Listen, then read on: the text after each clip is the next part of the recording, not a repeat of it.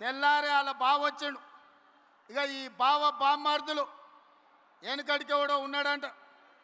బామ్మార్ది తపస్సు చేసిండు.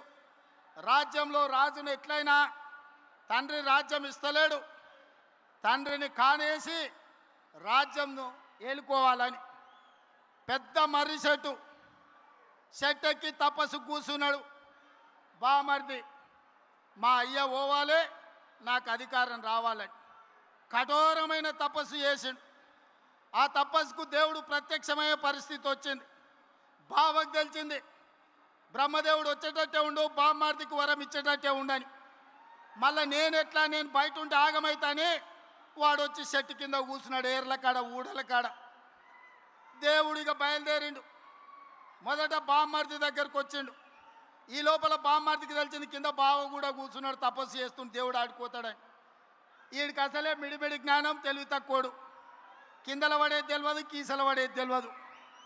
అందుకే దేవుడు రాగానే ఆలోచన చేసిండు, ఏమడిగినా మా బావగాడు తెలివి కల్లోడు ఎక్కువ అడుగుతాడేమని.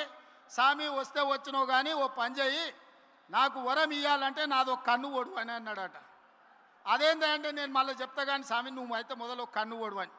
సరే వీడు ఇంత కఠోరమైన దీక్ష చేసి కన్ను ఓడడం అంటే నాదేం పోయిందని వాని కంట్లో ఏలు పెట్టి పొడిచిండు, వాని కన్ను పోయింది. కిందికి బావ దగ్గరకు వచ్చిండు, మరి నీ సంగతి చెప్పని. వాడు అనుకున్నాడు మా బామ్మార్ది గాడు ఏమేమి అడిగిండో నాకు తెలియదు, ఓ పని చేయి స్వామి, మా బామ్మార్ది అడిగిన దానికి నాకు డబల్ అని అడిగిండంట. ఆలోచన చేసుకో అని చెప్పాడు. ఇక లేదు స్వామి ఆలోచన లేదు గీలోచన లేదు, మా బామ్మార్దికి ఇచ్చిన వరానికి నాకు డబల్ వరం ఇవ్వమని. సరే మంచిదని వాడిని 2 కళ్ళల్లో ఒడిచిండు.